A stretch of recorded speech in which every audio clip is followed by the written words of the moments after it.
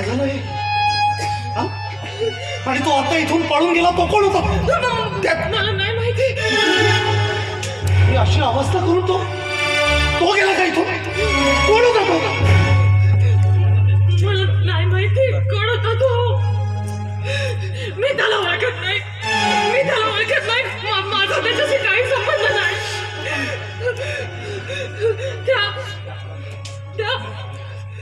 त्या हरामखोर माणसाने माझ्या सर्वस्वाची होळी केली.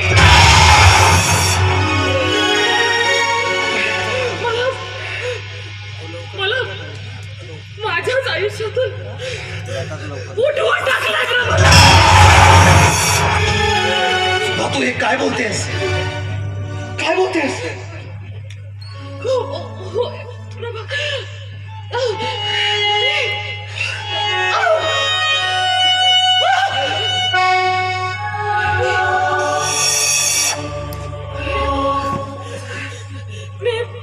मी लुटले गेले आहे प्रभाकर. मी लुटले गेले आहे. पूर्णपणे बर्बाद झाले प्रभाकर.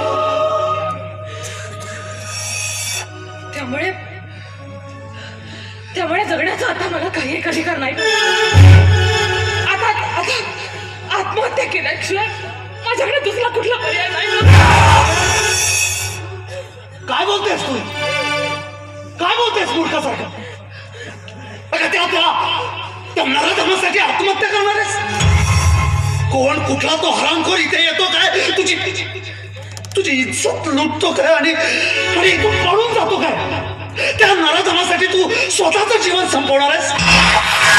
अजिबात नाही, अजिबात नाही.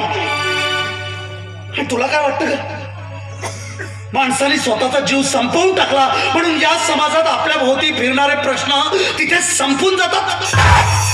असं काही होत नाही सुधा. अगं तू जर आत्महत्या केलीस ना तर हा नराधम आणखीन कुठल्या तरी सुधाला लुटण्याचा प्रयत्न केला आणि मग त्या बिचारीच्या नशिबी काय काय भोग येतील ते सांगता सुद्धा येत नाही. बघ हे बघ, तू आत्महत्या करणार नाहीयेस तर आता या क्षणाला माझ्या बरोबर पोलीस स्टेशनला येणार आहेस. चल. नाही प्रभू, काय होईल त्याच्याने? माझे लुटली गेलेली इज्जत मला परत मिळेल? मी गमावलेलं सर्वस्व मला कुठल्या तरी किमतीने परत मिळेल का? नाही प्रभाकर, नाही. आज मी इथे लुटले गेले आहे त्याहीपेक्षा मी उद्या कोर्टाच्या बाजारात लुटले जाईल. कधी प्रेसवाल्यांकडून तर कधी टीव्ही वाल्यांकडून माझ्या बदनामीची जाहिरात छापली जाईल. पण मला मदतीचा हात देणारा कोणी पुढे येणार नाही प्रभाकर, कोणी नाही.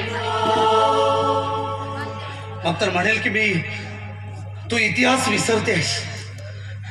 खरंच तू शिक्षण घेतलंयस? खरंच तू आपला इतिहास वाचलायस?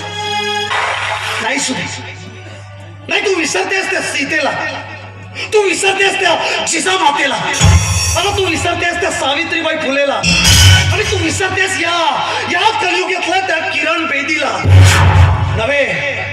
नव्हे तू विसरतेस सतयुगातल्या त्या द्रौपदीला सुद्धा. काय झालं होतं का त्या द्रौपदी सोबत? अगं भर सभेत कोणीतरी नराधमानं तिचा हात धरून तिला असं भर सभेत आणून फेकून दिलं होतं. आणि मग त्या सभेतले सगळे षंड तो सगळा खेळ पाहत होते उघड्या डोळ्यांनी. अगं सगळ्या सभेत त्या आपल्याची इज्जत अशी वेशीवर टाळल्या जात होती. त्या भर सभेत तिचं वस्त्रहरण होत होतं. पण त्यानंतर काय झालं बोल ना. अगं त्या कौरवांचा एक वंशच देखील शिल्लक नाहीये. मिटलेच सगळे. प्रभाकर, ते सतयुग होत आणि हे कलियुग आहे प्रभाकर. पण मानलं की मी ही केस पोलिसात देई नाही, पण त्यांनी काय होईल प्रभाकर? केस तो जिंकला तर त्याच्या वकिलाला त्याच्या मताप्रमाणे पैसे मोजले जातील, आणि केस मी जिंकले तर अपराध्याला फक्त 7 वर्षांची सजा. पण त्यातून मला काय मिळेल प्रभाकर? मला काय मिळेल? इज्जत तर माझी लुटली गेली आहे, मर्यादा तर माझ्या तोडल्या गेल्या आहेत. मग मला सांगा प्रभाकर की कायदा माझ्यासाठी काय नाही करेल? सांगा मला. का करणार नाही? बोला, का करणार नाही?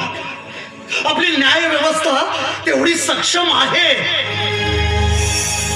सुद्धा तुझ्यासोबत जे घडलंय ना ते खूप वाईट झालंय बघ. कधी कधी तर या समाजात स्त्रियांबरोबर असं का घडतं हा प्रश्न उभा राहतो. आणि स्त्रियांसोबत जे नराधम असं करतात ना, त्यांना सगळं भर चौकात आणून धार धार धार गोळ्या त्यांच्या छाताळात घालाव्या असं वाटतं कधी कधी.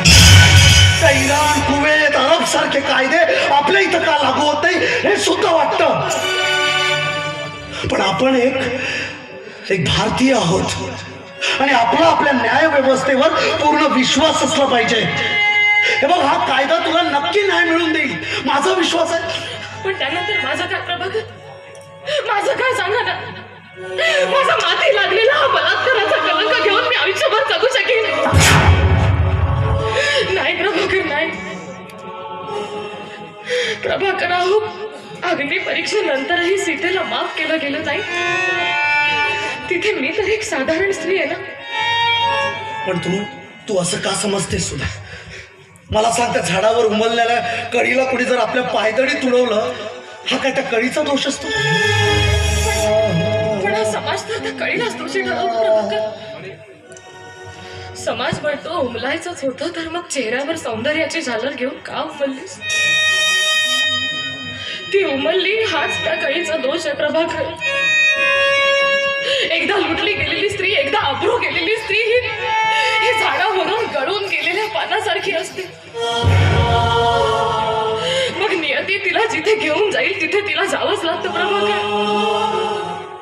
प्रवासाच्या वाटेवर मला छळणारे अनेक लोक मिळतील, पण मला मदतीचा हात देणार कोणीही येणार नाही. तू असं समजतेस का? असं समजतेस की या समाजात असा कोणीच नसेल तो तुझी साथ देईल? सांगा मला, कोण असेल तो? असं कोण आहे जो माझ्याशी याही परिस्थितीत लग्न करायला कोणी तर असेल या समाजात जो हे सगळं काही विसरून तुझा हातात घेईल, त्या आयुष्याच्या वाटेवर तुझी साथ देईल. कोणीतरी तर असेल. नाही प्रभाकर, नाही. अशा परिस्थितीत माझ्याशी लग्न करायला कोणीही तयार होणार नाही. या समाजात कोणीही अशी मर्दाची औलाद नाहीये जी माझ्यासारख्या बलात्कारित मुलीच्या गळ्यात त्याच्या नावाचं मंगळसूत्र घालायला तयार होईल. कोणी नाही.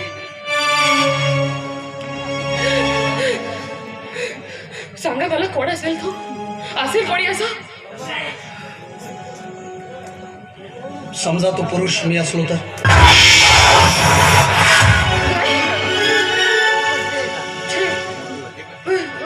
हे सगळं कसं शक्य आहे? का शक्य नाही? का शक्य नाही?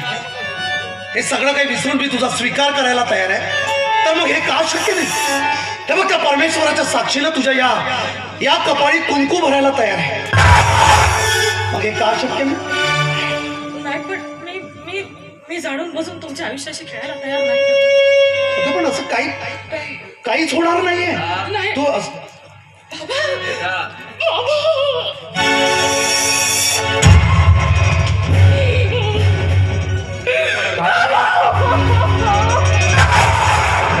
काय झालं बेटा? काय झालं? बाबा, मी लुटले गेले. एवढं शकत हे असं सगळं झालंय बाबा. असं पण तरी एका नीच नराधमाने माझ्या सर्वस्वाची होळी केली. कोण आहे तो हरामखोर? कोण आहे तो हरामखोर? जन्मची जिवंतपणी आमची चिता सजवली आहे. कोण आहे तो? कोण आहे तो? तुम्ही शांत व्हा. असं ओरडल्यानं आता काही होणार नाही. पण काका, हे सगळं सत्य आहे. कारण ज्या क्षणाला मी तुम्हाला भेटायला इथे आलो त्यावेळेस इथे एक माणूस उभा होता. तो तोंडाला कापड बांधलं होतं. मी विचारलं की कोण आहेत. मी तुम्हाला आवाज देत होतो, पण कदाचित तुम्ही बाहेर गेला होतात म्हणून माझी त्याच्याबरोबर हातापायी झाली. सगळ्याचा पाठलाग सुद्धा केला, पण माझ्या हातातून निसटला तो.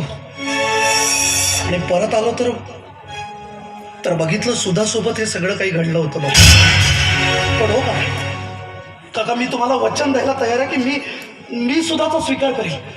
बोल हो, तुझ्या बाबांसमोर बोल, तू माझी साथ देशील की नाही? माझ्या हातात हात ठेवून या आयुष्याच्या वाटेवर माझ्याबरोबर चालायला तयार आहे की नाही? पण हे का शक्य नाही का शक्य नाही? हे सगळं काही विसरून मी जर सुधाचा स्वीकार करायला तयार आहे तर हे का शक्य नाही? मी सगळं काही विसरायला तयार आहे. हे बघा, तुमच्या दारात उभं राहण्याची आमची अवकात नाहीये. तुम्ही एवढे गरगंज श्रीमंत आहात. या समाजात तुमचं नाव, प्रतिष्ठा, इज्जत खूप मोठी आहे. तुमच्या मिलमध्ये साधा काम करणारा मी एक साधा कामगार, आणि त्या कामगाराच्या मुलीशी लग्न. काका, तुम्ही या सगळ्या गोष्टी मानता म्हणून हे सगळे भेद आहेत बघा. पण या जगामध्ये सगळ्यात महत्वाचं काय आहे? या जगामध्ये सगळ्यात महत्वाचं आहे माणुसकी. माणसातली माणुसकी संपत चालली आहे, आणि ती माणुसकी माझ्या शिल्लक आहे काका. हे बघा, हे असले भेद मी मानत नाही. तुम्ही मानायला तयार असाल तरी चालेल, पण मी तुमच्या या मुलीचा आज इथं स्वीकार करायला तयार आहे. त्या परमेश्वराच्या साक्षीने तिच्या कपाळी कुंकू भरायला तयार आहे. तुमचा विरोध काय का?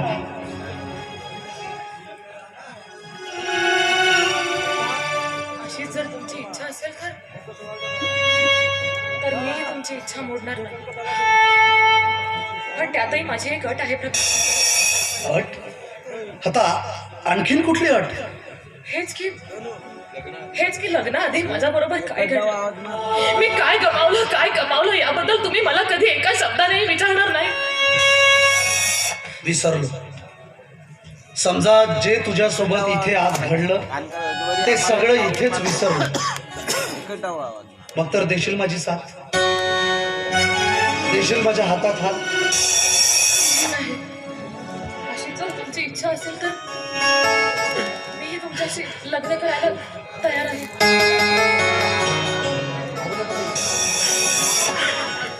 बाबा, प्रकाशाच्या वाटेवरी तू भंगले माझे मन. प्रकाशाच्या वाटे